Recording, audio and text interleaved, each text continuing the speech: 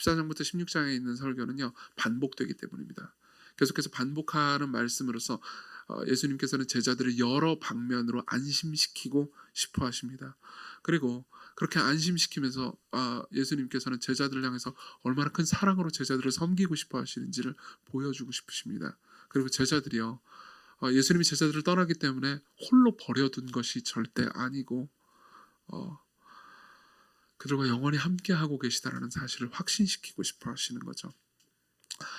그리고 그 문맥 가운데서 예수님께서는 우리에게 이렇게 말씀해 주십니다. 18절에요. 18절에 16절에요. 제가 읽어 드릴게요. 우리가 읽은 본문 16절에 보면요. 내가 아버지께 구하겠으니 그가 또 다른 보혜사를 너에게 주신다고 말씀하십니다. 또 다른 보혜사를 주신다고 말합니다. 이 보혜사는 성령 하나님의 별명입니다. 예수께서 붙이신 별명이죠. 그리고 18절에는요. 내가 너희를 고아와 같이 버려두지 아니하고 너에게로 오리라 라고 말씀을 하십니다. 너에게로 오리라. 이거는 우리가 이렇게 생각할 수 있습니다. 예수님이 재림하신다는 거구나 라고 생각할 수 있습니다. 근데 재림하신다는 얘기 아닙니다. 곧 온다는 겁니다. 곧 온다는 겁니다. 근데 우리는 이렇게 생각할 수 있죠. 아니요, 아직 예수님 안 오셨는데요. 근데 아닙니다. 예수께서는요, 진짜 곧 오신다라는 의미로 이렇게 얘기하신 거예요. 그럼 어떻게 오신다는 겁니까? 성령 하나님을 통해서 오신다라는 이야기입니다. 아마 여러분들 중에서 어떤 분들은 이 말씀이 되게 수수께끼처럼 들리실 수 있습니다. 그리고 우리가 읽은 이 말씀들은 꽤나 수수께끼 같은 말로 꽉 차 있습니다. 도대체 보혜사라는 것이 무엇인가? 그리고 보혜사가 우리와 함께 하신다는 게 도대체 어떤 의미인가? 이런 생각이 드실 수 있습니다. 먼저 보혜사라는 단어를 좀 간단하게 이야기해 드리자면요. 이 단어는 어떻게 번역해야 할지 알기 어려운 단어입니다. 사실상 한국말로 똑같은 단어는 없다고 보시면 됩니다. 그리고 영어로 이 단어를 번역하는 것도 꽤나 애를 먹습니다. 여러분들이 영어 성경을 다양한 영어 성경을 가지고 계시다면 이 단어, 그러니까 이제 그리스어로 파라클라토스라는 단어입니다. 이 단어를 되게 다양한 단어로 번역한다는 걸 알 수 있습니다. 제일 유명한 번역은 advocate이라는 단어입니다. advocate, 그러니까 대언자 혹은 변호사라는 말에 가깝죠. 대언자 혹은 변호사. 그리고 뭐 counselor라고 번역된 번역도 꽤 있고요. 그리고 어떤 번역은 friend라고 번역하기도 했습니다. 상담자 혹은 친구라는 거죠. 그리고 파라클로토스라는 이 그리스어 단어, 우리나라 말로는 보혜사로 번역된 이 단어는요, 뭐라고 해야 될까요? 이 모든 의미를 다 가지고 있습니다. 그리고 한국말로 이 파라클로토스를 번역하려고 고심했던 사람들도 첫 번째 번역자들이죠. 꽤나 열렬하게 이 본문을 탐구했던 것 같습니다. 보혜사라는 말이 도대체 무슨 의미일까요? 보호하고 은혜를 베푸는 선생님이라는 의미입니다. 보혜사. 그리고 당연하게도 이 단어조차도 그러니까 의미를 다 전달해주지 못합니다. 그리고 어떤 의미에서는 그러니까 정확한 번역이라고 보기도 조금 어렵습니다. 그렇지만 되게 알쏭달쏭하고 아름다운 번역이 되었죠. 이 단어를 가장 잘 번역할 수 있는 대표적인 단어는 뭘까요? 이 파라클라토스라는 단어를 이제 사전을 찾아보면은 어떤 단어가 1번으로 등장할까요? 아마도 우리는 대언자라고 볼 수 있을 겁니다. 그러니까 대언자 혹은 변호사라고 볼 수 있습니다. 그리고 이 단어가 그러니까 딱 들어맞지 않습니다. 그러니까 일단은 이 단어, 그러니까 보혜사라는 단어가 대언자 혹은 변호사를 의미한다라고 여러분들이 머릿속에 넣어놓고요. 그 다음에 이 대언자 혹은 이 변호사가 그러니까 어떻게 우리가 일반적으로 알고 있는 변호사와 다른지 뜻을 추가시켜가면서 이해해야 여러분들이 이제 총체적인 그림을 그릴 수 있을 것 같습니다. 그래서요, 저는 이 본문을 근거로 해서 이제 성령 하나님에 대해서 설명을 할 건데요. 이렇게 얘기할 겁니다. 첫 번째로는요, 우리에게 왜 대언자가 필요한가를 먼저 말씀드리겠습니다. 그리고 두 번째로는요, 여기 보면 또 다른 보혜사를 주신다고 말씀하시잖아요. 그러니까 또 다른 변호사 혹은 또 다른 대언자를 너에게 주실 것이다 라고 말씀하신 겁니다. 그럼 또 다른이라는 표현이 들어가는 걸로 봐서 원래 있는 첫 번째 변호사가 있다는 의미잖아요. 그렇죠? 그러니까 첫 번째 변호사는 누구인가, 그리고 그분은 어떤 일을 하시는가에 대해서 말씀을 드릴 겁니다. 그리고 이제 마지막으로요, 또 다른 보혜사, 이제 두 번째 보혜사, 두 번째 대언자 변호사는 무슨 일을 하시는가, 이렇게 얘기할 겁니다. 사실 성령 하나님에 대해서 설명을 하려면은 오늘 한 번 가지고는 너무나 부족하기 때문에 아마 다음 주까지도, 그리고 만일 다음 주까지 못하면 그 다음 주까지도 설교를 하게 될 겁니다. 근데 오늘은요, 일단은 그 성령 하나님께서 하시는 사역 중에서 가장 위대하고 가장 우리가 꼭 알아둬야 하는 사역부터 시작을 해보도록 하죠. 먼저 우리에게 왜 대언자가 필요한지부터 말씀드리겠습니다. 이거는 사실 이제 조금만 깊이 생각해 보면 꽤나 불쾌한 이야기일 수도 있습니다. 당신에게 대언자가 필요합니다. 혹은 당신에게 변호사가 필요합니다라는 말은요. 뭘 의미하죠? 당신이 죄인입니다라는 말과 똑같은 의미입니다. 여러분 미국 영화 같은 거 보면요. 종종 어떤 범죄자가 있는데 그러니까 경찰이 그 범죄자를 잡습니다. 잡자마자 뭐 예를 들면 현행범으로 잡았다고 합시다. 그러면 보통 이런 일종의 클리셰인데요. 이런 말을 되게 많이 합니다. You better get a lawyer 이렇게 얘기합니다. 뭔 말인지 아세요? 변호사가 필요할 걸 이렇게 얘기하는 거죠. 넌 지금 잡혔고 이제 네가 이제 하여튼 너는 법정에서 하여튼 뭐 몇 년형 이상을 받게 될 거야. 그러니까 너를 잘 변호해줄 변호사를 또 비싼 변호사를 사렴 이렇게 얘기를 하면서 너는 잡혔고 네가 죄인이다라고 말하는 거죠. 사실은 우리에게 대언자가 필요하다. 예수님이 우리의 대언자가 되시고 성령님이 우리의 대언자가 되신다라는 말 자체가 이런 의미입니다. 우리가 죄인이라는 말입니다. 그리고 우리가 심판 앞에 놓여 있다라는 거죠.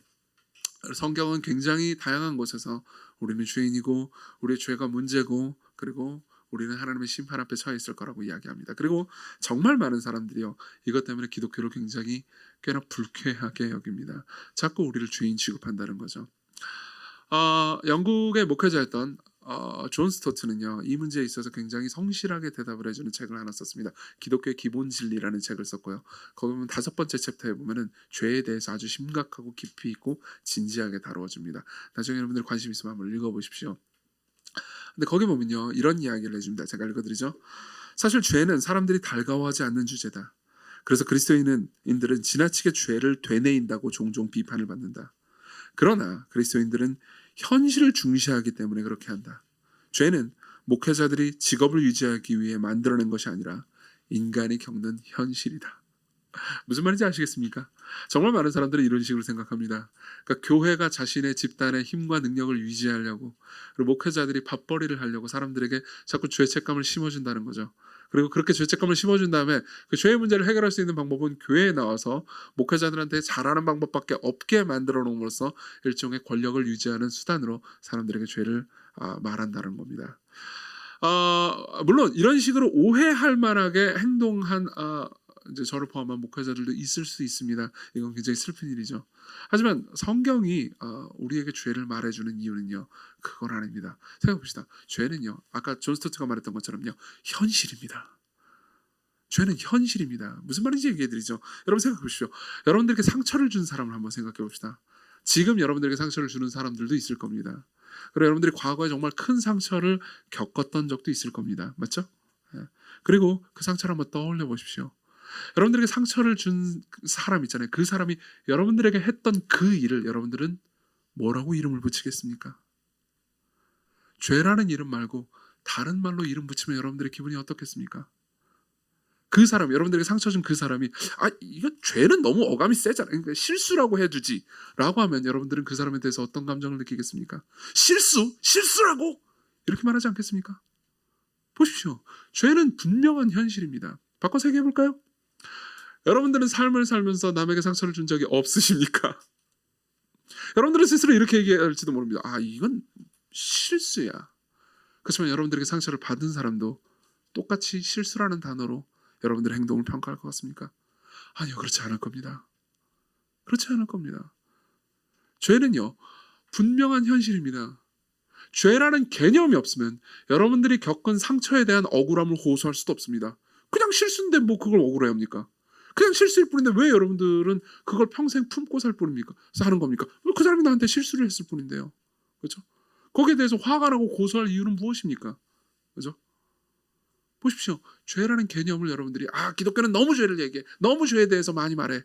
그러니까 죄에 대해서 그만 말했으면 좋겠어 라고 생각한다면요. 여러분들은요. 사실 현실에서 여러분들이 겪는 문제들을 전혀 설명할 방법이 없게 됩니다. 그리고 또 더 나아가서요. 여러분들은 여러분들이 억울하다고 말을 할 수도 없게 되는 거죠. 그렇죠? 많은 사람들이 죄다, 우리는 죄인이다라고 말할 때 사람들이 오해하는 지점이 이겁니다. 기독교는요, 여러분들이 범죄를 저질렀다고 말하는 게 아닙니다. 법적인 범죄를 저질렀다고 말하는 게 아닙니다. 크라임을 저질렀다고 말하는 게 아닙니다. 여기 중에서는요, 한 번도 법정에 가보지도 않으시고 경찰서도 심지어 한 번도 가보지 않은 인생을 살면서 진짜 누가 봐도 법 없이도 살 것 같은 분들이 계실 겁니다. 그런 분들을 향해서 너는 범죄자야, 너는 법정에 가야 돼 이렇게 얘기하는 게 아닙니다. 우리 마음 가운데 깊이 숨겨져 있는 자기중심성과 이기심, 악을 향해서 기울여져 있는 마음을 설명할 때 성경은요 죄라고 말하는 거죠. 그죠?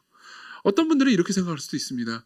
아니 그건 너무한 거 아닙니까? 아니 그런 정도의 마음은 다 있는 거 아닙니까? 그리고 그걸 가지고 자꾸 죄책감을 주다니 이 기독교는 너무 사람들을 괴롭히는군요. 이렇게 생각하실 수도 있습니다. 근데 바꿔서 한번 얘기해 보죠. 하나님께서 여러분들의 마음의 밀리미터 단위까지의 죄를 그러니까 보지도 않으시고 신경도 쓰지 않으시고 그걸 그냥 무조건 다 받아들인다고 한번 생각해 보죠. 그럼 어떤 일이 일어나겠습니까? 천국에도 죄가 있을 겁니다. 맞죠? 천국에도 자기중심성과 이기심이 있을 겁니다. 그럼 여러분 그 천국을 천국이라고 부를 수 있겠습니까? 여러분들이 삶을 살면서 경험하는 고통은 다 어디로부터 왔습니까? 여러분들 주변에 있는 사람들의 자기중심성과 이기심 때문에 온 것 아닙니까?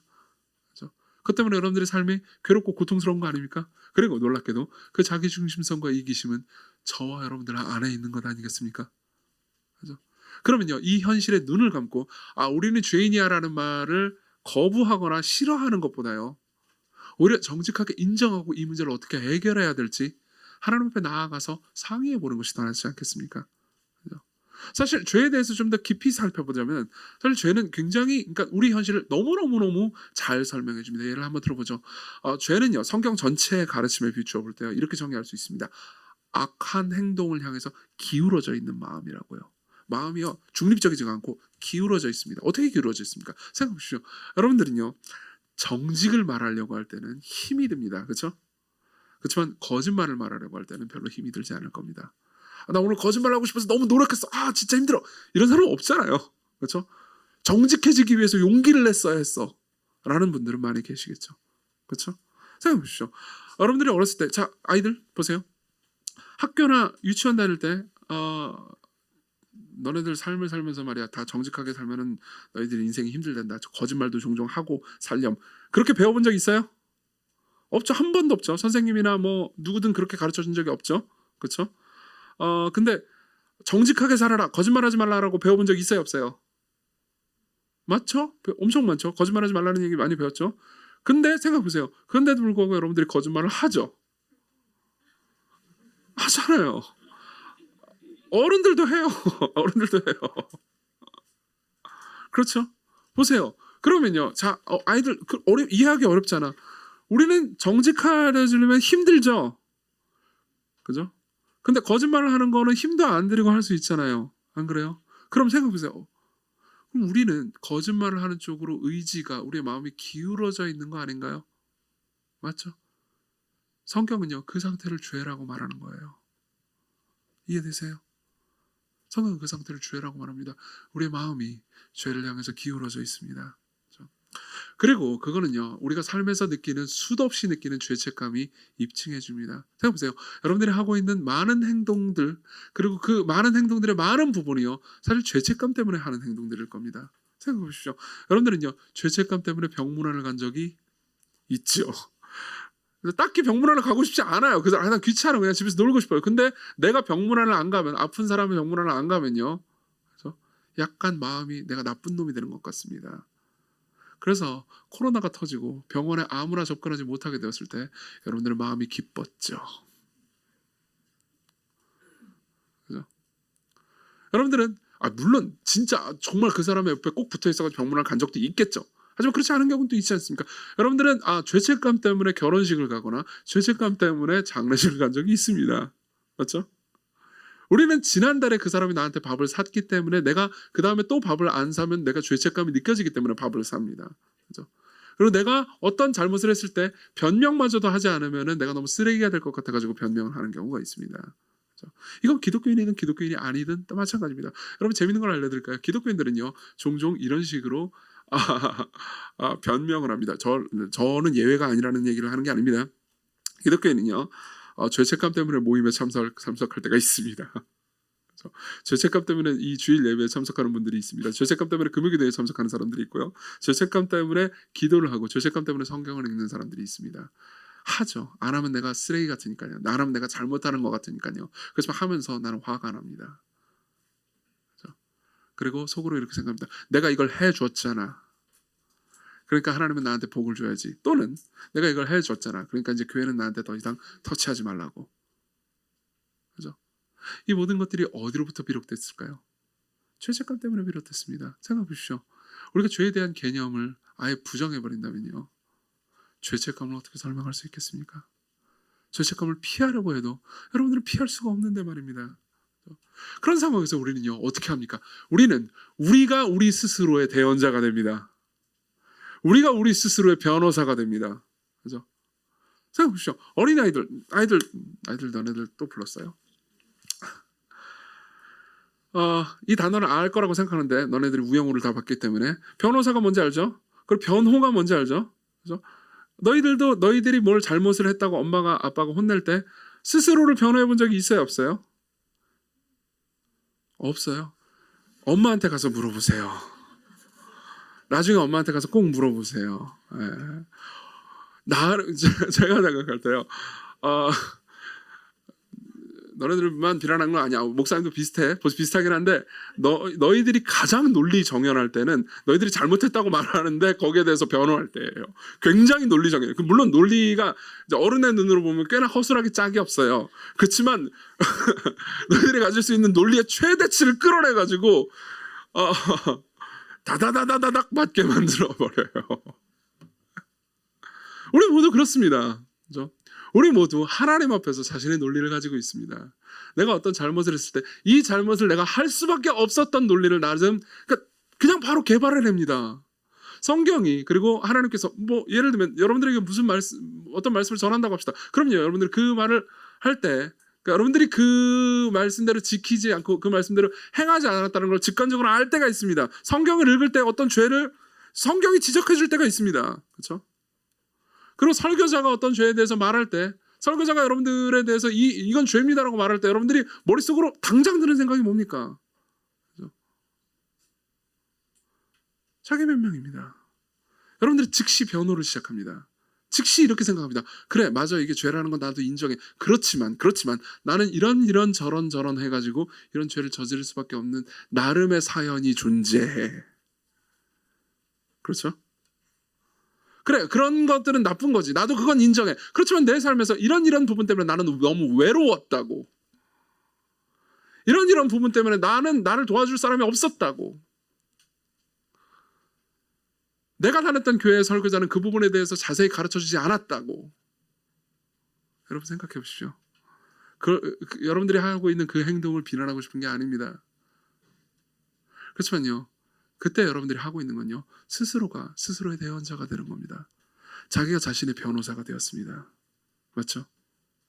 네. 그리고 때로는요, 이거는 여러분들이 스스로 막 자신을 변호하고 있을 때, 자기 자신에게 빠져 있을 때 있잖아요. 내가 내게 중독돼가지고 빠져 있을 때는 모든 게 정당한 게 보이지만 한 걸음만 물러서서 나를 바라보잖아요. 그렇죠? 그럼 꽤나 추잡해 보입니다. 안 그렇습니까? 여러분들은 자기 변명을 나열하고 있는 자기 자신을 나중에 되돌아보면서 꽤나 추잡하고 구차하군, 이렇게 생각해 본 적이 없습니까? 그렇죠? 생각해보세요. 사랑에 빠진 게 죄는 아니잖아 라고 누군가 말할 때, 그렇죠? 드라마의 주인공이 말할 때 그 사람은 뭘 하고 있습니까? 그 사람은요, 자기가 자신의 대언자가 되고 있습니다.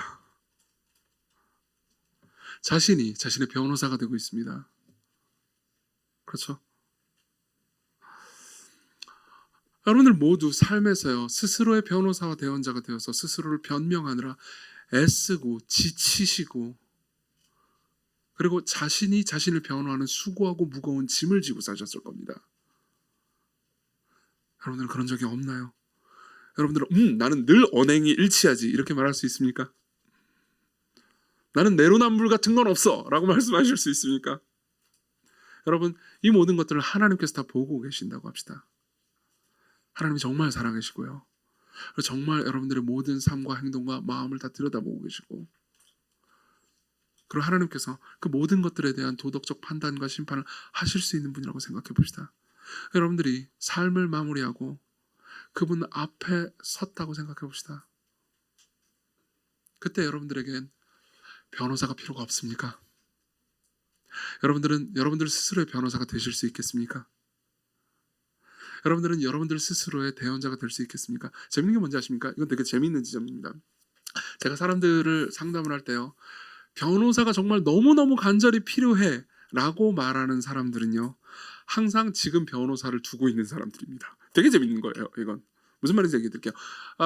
많지는 않으시겠지만 법정 싸움이나 소송에 휘말려 보신 분들이 계십니다. 그렇죠? 저도 그런 분들과 이제 대화를 많이 했었습니다.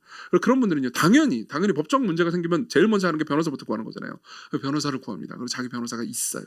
근데 항상 이 변호사는요, 나를 진정으로 알아주거나 나를 진짜로 대언해주지 못하는 것 같은 느낌에 빠질 때가 있습니다. 이 변호사는 일단 너무 바빠요. 예. 변호사는 이렇게 말합니다. 제가 검찰에도 줄이 좀 있고요. 그리고 법원에도 좀 줄이 있습니다. 뭐 이렇게 잘 처리했어요. 이런 케이스에 대해서는 경험이 많습니다. 그래서 안심하게 됩니다. 그래, 이 케이스에 대해서 경험이 있으니까 내가 잘할 수 있겠지. 그리고 수임을 맡깁니다. 이 변호사를 고용합니다. 그리고 변호사가 하는 거를 봅니다. 그리고 두근두근합니다.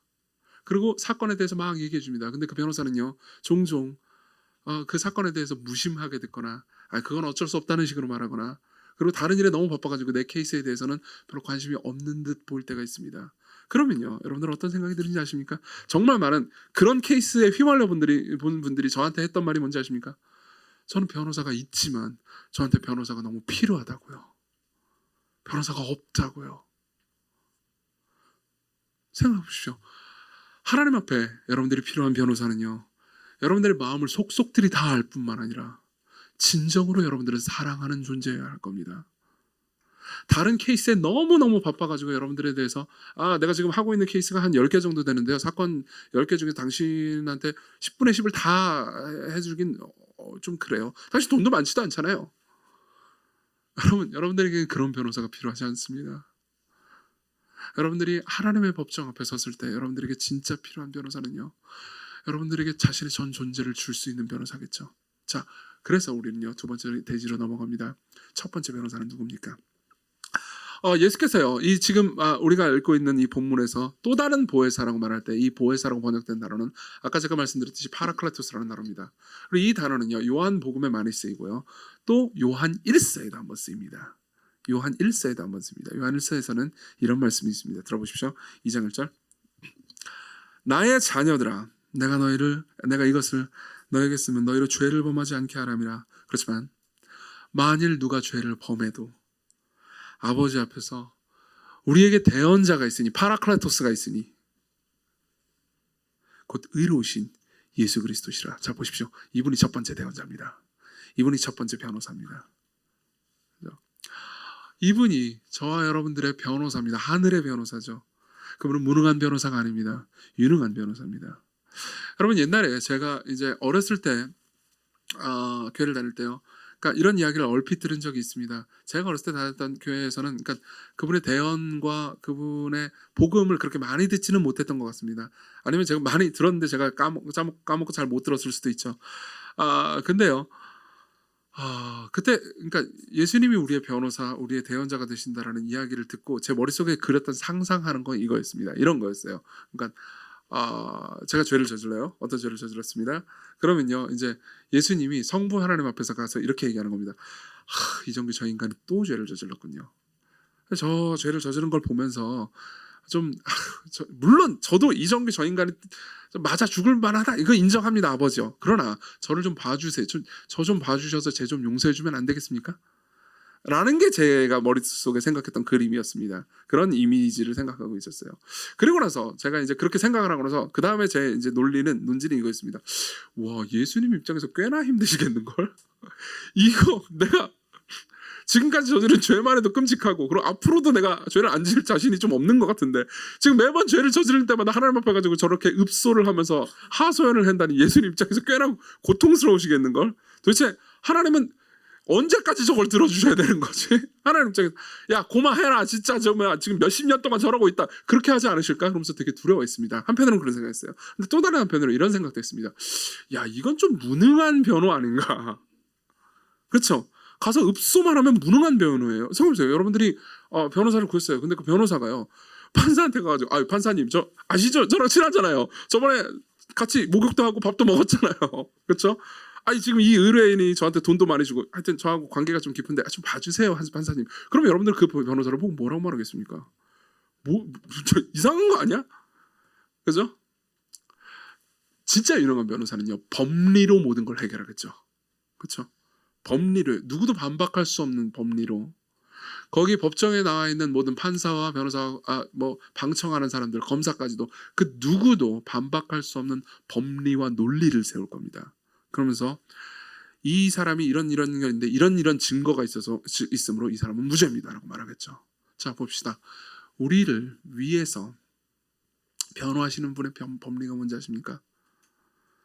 그분이 우리와 연합하셨다는 겁니다. 그분이 우리와 연합하셨다는 겁니다. 무슨 말이냐면 이런 거죠.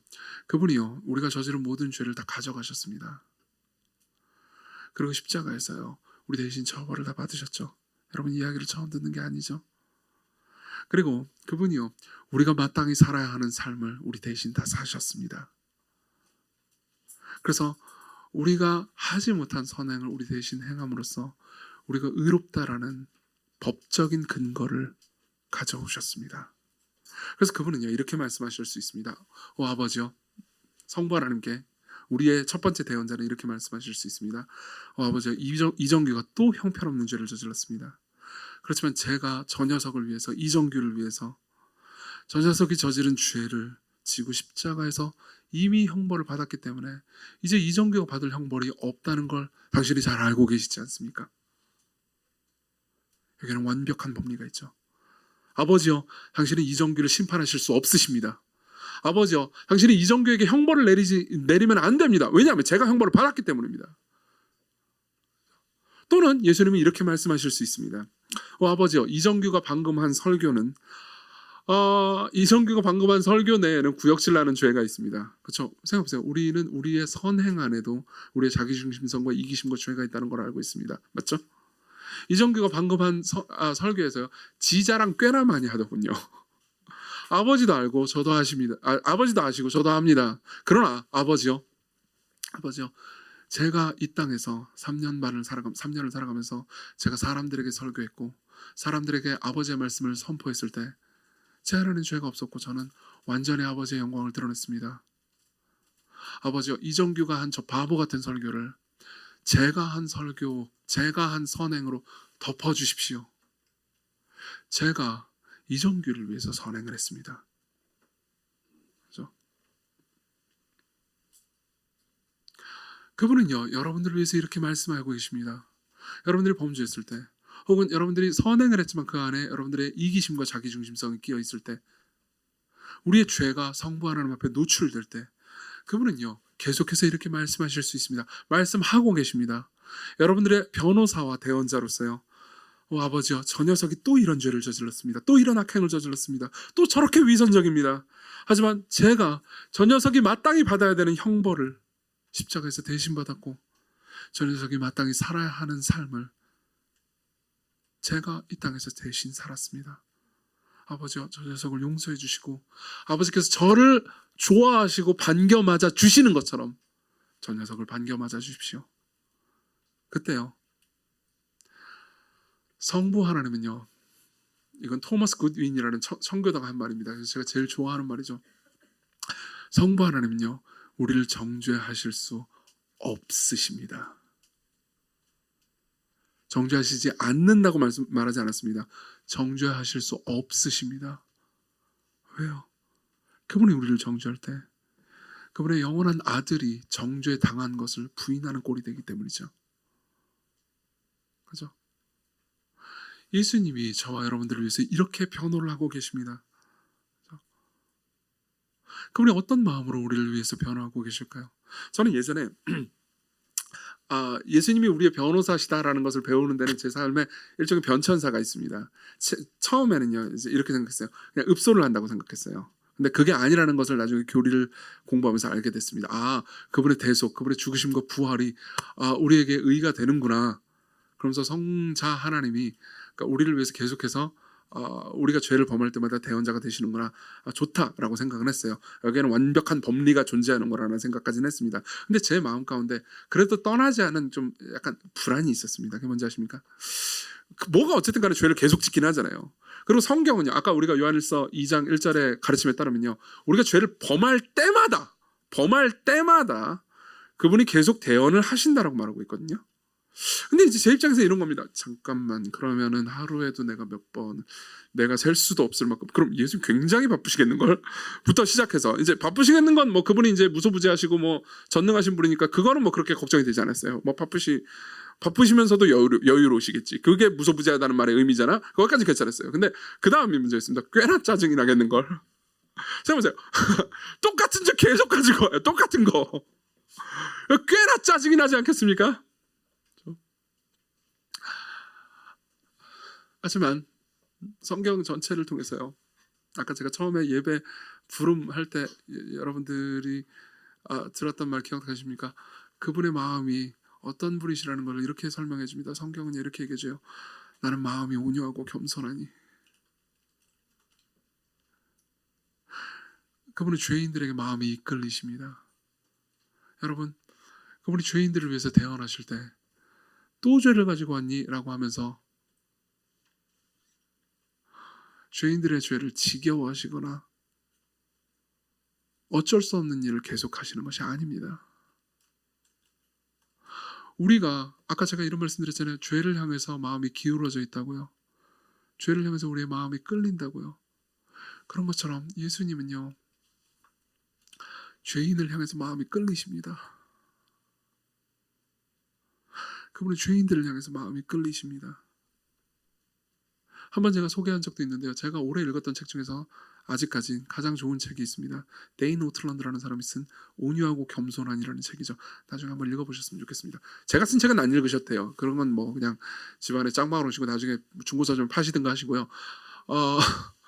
온유하고 겸손한이라는 책을 읽어보십시오. 이 책은 이런 내용입니다. 예수님의 마음이 어떤 것인지 탐사하는 책이에요. 마음이 어떤 것인지 탐사하는 책입니다. 거기에 보면요, 이런 말이 있습니다. 보십시오.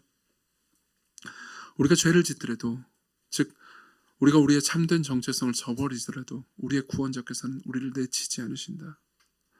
그런 상황에서 그분의 마음은 더욱 간절해져서 우리가 죄를 범할 때마다 우리를 향한 그분의 사랑이 더 간절해진다는 거예요. 간절해져서 하늘에서 우렁찬 음성으로 우리를 대언하시고 변호하심으로써 모든 비난을 잠재우시고 천사들을 놀라게 하시며 우리의 모든 부도덕에도 불구하고 성부께서 우리를 기쁨으로 받아들이게 만든다.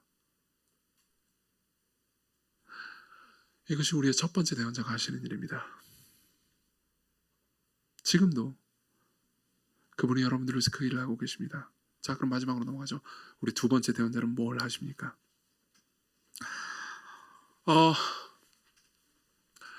성령 하나님을 예수님은요, 우리의 두 번째 대언자, 또 다른 보혜사라고 말씀하십니다. 저는 이걸 두 번째 대언자라고 번역하는 것이 더 낫다고 생각합니다. 근데 이 단어를요, 이 파라클레토스라는 단어를 그냥 대언자 혹은 변호사라고 번역하기엔 좀 무리가 있는 것 같습니다. 생각해보시죠. 우리가 만나는 변호사는 우리의 마음을 다 알지는 못합니다. 맞죠? 그렇지만 우리의 진짜 대언자는 우리의 마음을 다 알고 있습니다. 우리가 만나는 대언자는요, 그러니까 우리가 법정에서 만나는, 우리가 고용할 수 있는 그 변호사 있잖아요. 그 변호사는 전적으로 나에게 헌신할 수 없습니다. 그렇지만 예수님은요, 전적으로 우리에게 헌신할 수 있죠. 그렇기 때문에 예수님을, 그리고 성령님을요, 그냥 변호사라고 번역하기는 좀 어렵습니다. 그래서 그냥 파라클로토스라는 단어로 놔두는 게 좋겠다는 생각도 듭니다. 근데 어쨌든 간에 여러분들이 이해를 돕기 위해서 계속 대언자 혹은 변호사라는 단어를 쓰겠습니다. 우리 두 번째 대언자는요, 이렇게 하십니다. 보십시오. 성경의 여러 구절들을 제가 다 읽어드리죠. 아까 우리가 읽었던 말씀이지만요, 14장 25절은 이렇게 얘기합니다. 내가 아직 너희와 함께 있어서 이 말을 너에게 할 거니와 보혜사 곧 아버지께서 내 이름으로 보내실 성령, 그가, 그 대언자가요, 너희에게 모든 것을 가르치고 내가 너희에게 말한 모든 것을 생각나게 하리라. 무슨 말입니까?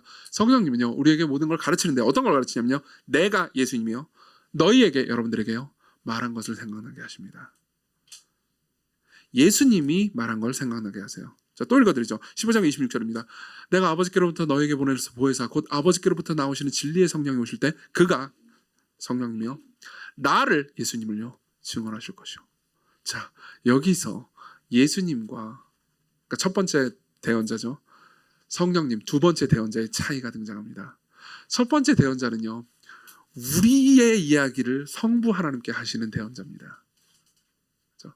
근데요, 두 번째 대언자는요, 성령님은요, 예수님의 이야기를 우리에게 해주는 대언자입니다. 이게 차이예요. 다시 한번 말씀드릴게요. 첫 번째 대언자는요, 우리의 이야기를 성부 하나님께 변호하면서 말씀하시는 분입니다. 근데 두 번째 대언자는요, 여기서는 이제 법정적인 의미에서의 대언자가 아닙니다. 그렇죠? 오히려 상담자에 가까운 대언자죠. 그래서 이 단어를 그냥 변호사 이렇게 번역하기 어려운 거예요. 두 번째 대언자는요, 예수님의 이야기를 우리에게 해주시는 대언자입니다. 그 대언자는 성령님은요, 자기 이야기를 하기를 원치 않습니다. 그분은요, 계속해서 우리에게 하나님의 영원한 아들 예수 그리스도의 이야기를 해주고 싶다, 이렇게 하시는 거죠. 뭐 어떻게 하십니까? 보세요. 이렇게 하는 겁니다. 여러분들은 방금 아까까지요, 첫 번째 대언자에 대한 이야기를 들었습니다. 맞죠? 예수님에 대한 이야기를 들었습니다. 저는 보통 설교를 할 때 예수님에 대한 이야기를 많이 하잖아요. 그것도 설교의 끝부분에 이야기하잖아요. 근데 오늘은 끝부분에 이야기하지 않았어요. 중간 부분에 이야기했죠. 그렇죠? 여러분들 입장에서는 오늘은 두 번째 대지에 나왔네, 그리스도 중심적 설교가 아닌가? 이렇게 생각할지 모르겠는데 아니요. 그렇지 않아요. 중요한 게 이겁니다. 예수님 이야기를 했어요. 자, 보세요. 여기 지금 이 메시지를 듣고 계신 분들 중에 어떤 분들은요, 이 이야기를 듣고 저 뭔 소리야? 그러면서 넘어가신 분들도 있을 수 있습니다. 어떤 분들은요, 이론적으로는 이해가 간다 라고 생각하는 분들이 계실 수 있습니다. 근데 어떤 분들은요, 잘 들어보십시오.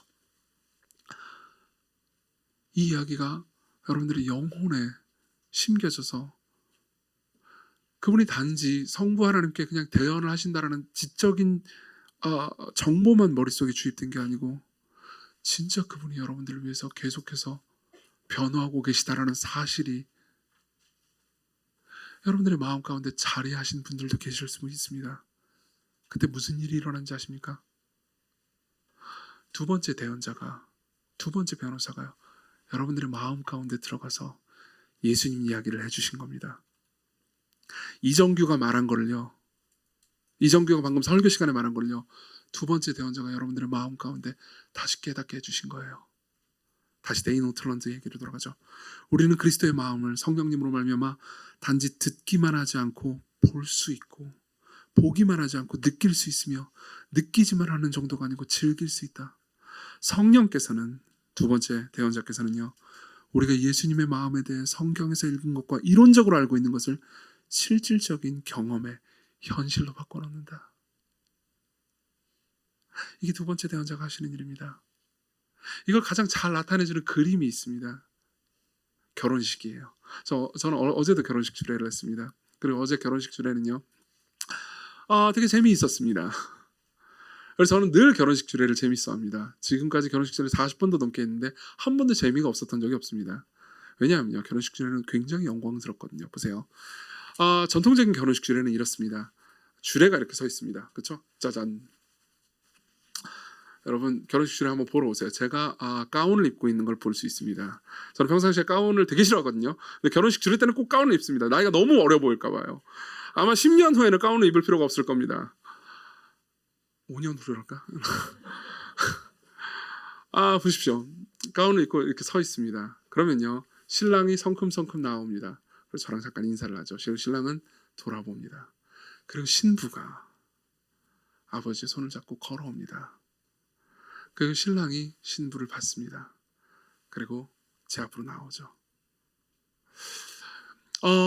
우영우 씨께서는,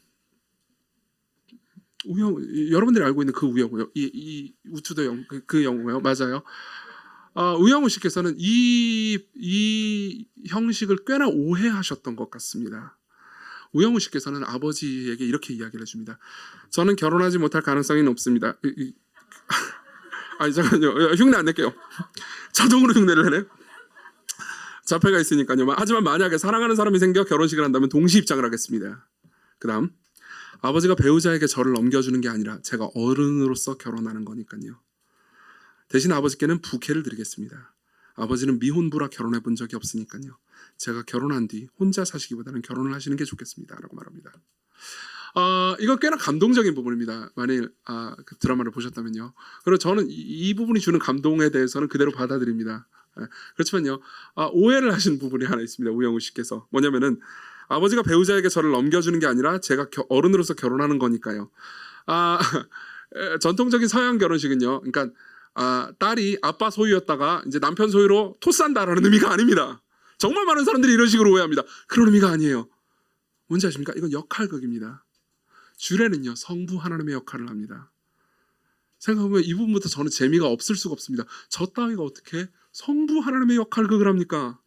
생각해보세요. 이 신랑과 신부는 이 역할극을 평생 딱 한 번밖에 못하잖아요. 저는 성부 하나님의 역할극을 계속해요.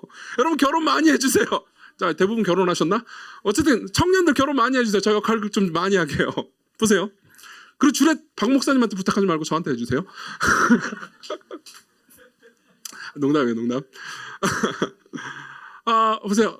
저는 성부 하나님의 역할을 합니다. 그리고 신랑은요, 여러분들 에베소서 5장의 이야기를 보면 아실 겁니다. 신랑은 예수 그리스도의 역할을 합니다. 그리고요, 아버지가 혹은 뭐 삼촌이 뭐 오빠가 누구든 상관없습니다. 신부를 데리고 옵니다. 손을 잡고 이렇게 끌고 오죠. 그럼 그 아버지는 누굴까요? 성령이. 신부는 교회의 역할을 합니다. 교회를, 저 여러분들을요, 예수님께로 데려가는 거죠. 이게 성령이 하시는 일입니다. 이게 서양식 결혼식의 의미예요.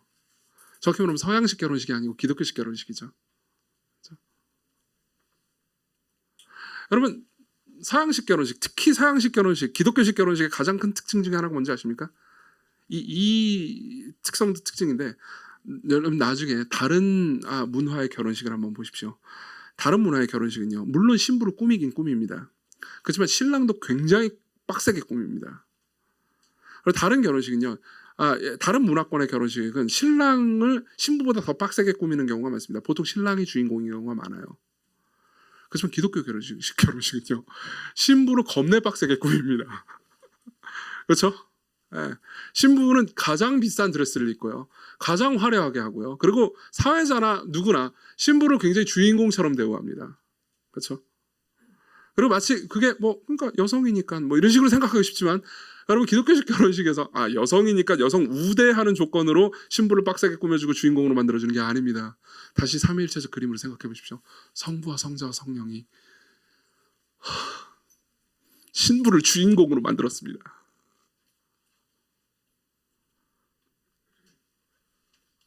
죄인인 교회를 가장 아름다운 옷을 입혀놓고 가장 빛나고 아름다운 모습으로 높입니다.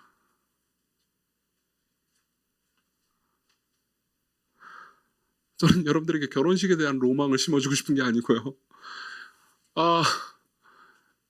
성령 하나님께서 성자와 성부와 더불어서 우리에게 하시는 일이, 우리에게 주일 예배 때마다, 여러분들이 하나님께 기도하러 나아갈 때마다 우리를 위해서 하시는 일이 바로 이거라는 얘기를 하고 싶은 겁니다.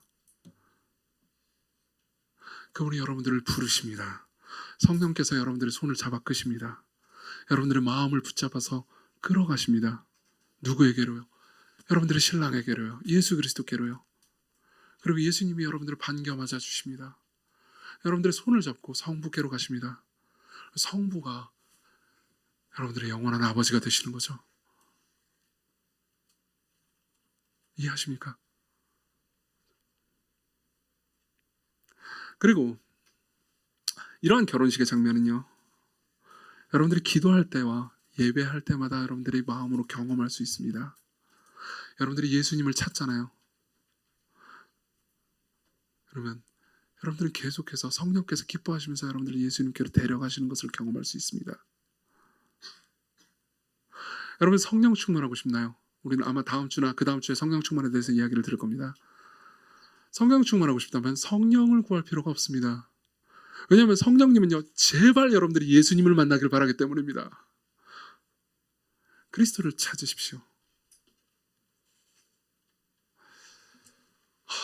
어떻게 이 일이 여러분들의 일상에서 벌어지는지를 예화를 하나 들어드리겠습니다. 이건 우리 교회 성도 중에 한 명의 이야기입니다. 누군지 말하지는 않겠습니다. 이분은요, 과거에 경제적인 문제 때문에, 그리고 빚이 너무 많아가지고 민사소송에 휘말린 적이 있습니다. 법정에 이제 간 거죠. 그리고 이제 자신이 형사 재판을 본 건 아니니까 감옥 가거나 이럴 걱정은 없지만, 민사소송 잘못 휩싸이면 빚이 어마어마해 죽을 것 같잖아요. 사실상 이제 감옥에 가는 거만큼이나 고통스러운 일이겠죠. 그렇죠? 그런 민사 재판을 받고 온 거예요. 그래서 민사 재판을 법정에서 받고 집으로 올 때, 지하철을 타고 올 때 감상을 적은 거를 좀 길지만 읽어드리겠습니다. 들어보십시오. 국선 변호사조차 아무런 동정 없는 차디찬 표정으로 내리깔며 흘겨보던 그 공간에서 난생 처음 경험하는 법원의 시퍼런 압박과 판사의 짜증 섞인 질문들 사이에서 느꼈던 존재의 서러움은 나를 저 어두운 밑바닥 쪽까지 끌고 가기에 부족함이 없었다. 처음 경험하는 엄중한 심판의 공포였다.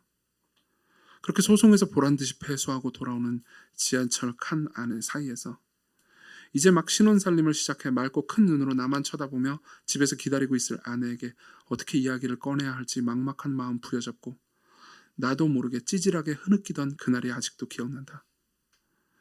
그날따라 지하철 내달리는 소리와 사람들의 무표정이 얼마나 야속하던지 그날이 또렷이 기억나는 이유는 따로 있었다. 너무나 억울하지만 법적으로는 당당히 패소할 수밖에 없었던 처지가 스스로 어찌나 가엾고 처량하든지 어린애 마냥 팔뚝으로 흙 뚝뚝 흐르는 눈물 닦으며 혼자 멍하니 있던 바로 그 순간의 경험 때문이었다. 나 같은 사람을 위한 변호사는 어디에도 없다는 생각을 하던 찰나 그동안 강단과 활자에서 숱하게 들어온 예수 그리스도가 마음판에 펼쳐졌다. 거창한 건 아니었다. 아 맞아. 예수님이 내 변호사 되신다고 성경에서 말하고 있지. 문득 떠올랐다. 잠깐만요. 문득 떠오를 때 도대체 뒤에서 누가 일하고 있었을까요? 이 성도님의 마음에 문득 변호사가 떠올랐을 때 그때 이 성도님의 마음 안에 뭐가 있었을까요? 누가 계셨을까요? 성령 하나님이요.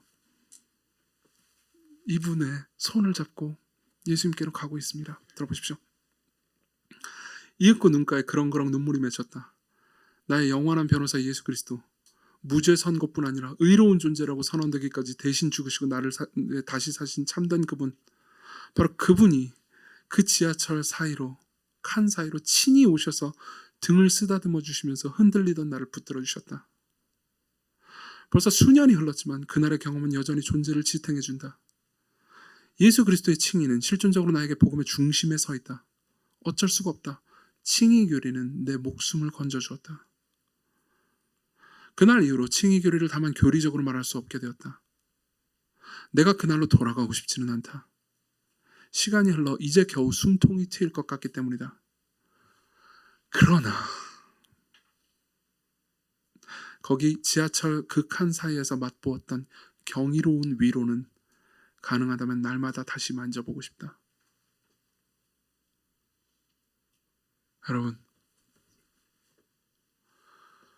여러분들이 그리스도인이라면요, 이런 경이로운 위로를 여러분들에게 날마다 주고 싶어 하시는 분이 여러분들 안에 계십니다. 여러분들 안에서 예수님을 위한 대언자가 되셔서 상담자가 되셨어요.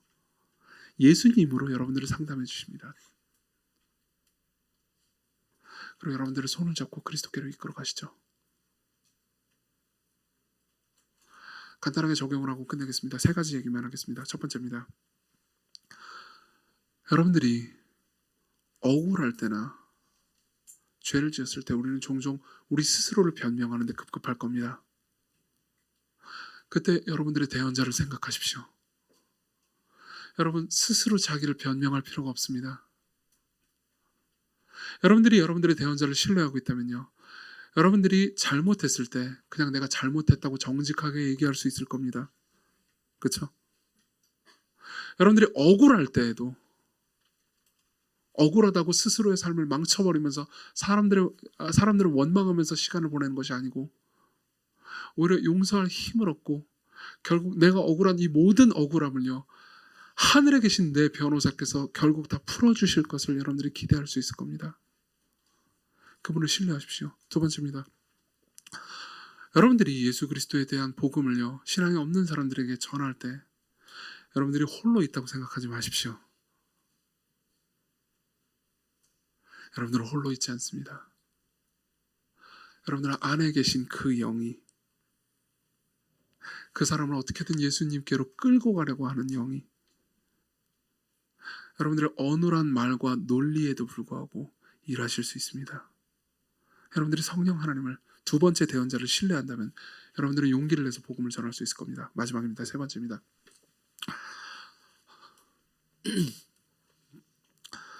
이 중에서는 아직 예수님을 주와 구주로 영접하지 않으신 분들이 계실 겁니다.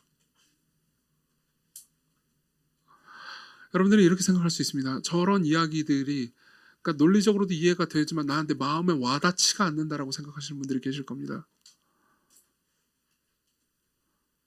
진짜 내가 저게 사실인지 아닌지 내가 잘 모르겠다. 그 와닿는 것까지는 잘 모르겠다는 분들이 계실 겁니다.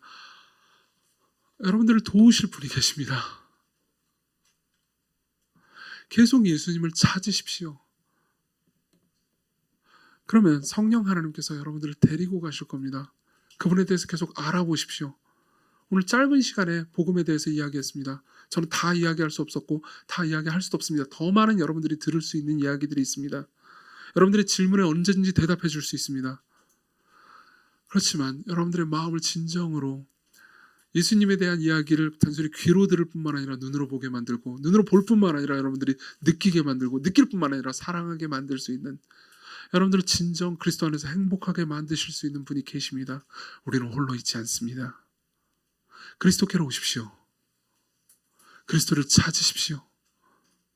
성령 하나님이 여러분들을 예수님께로 이끌어 가실 겁니다.